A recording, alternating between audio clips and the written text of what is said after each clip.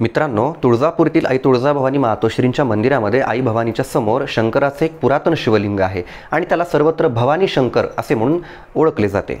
परंतु या भवानी शंकराचे मूळचे नाव हे सिद्धेश्वर असे होते।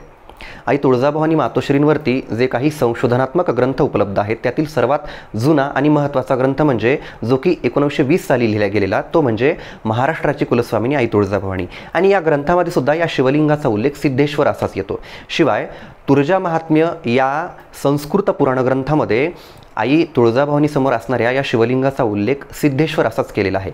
या ग्रंथामधील 9व्या अध्यायातील 40व्या श्लोकामध्ये सांगण्यात येते की देवी स्थिता स्वालये वै ईश्वरः पुरतस्थितः सिद्धेश्वरेति नामनाभू लोका अनुग्रह काम्यया।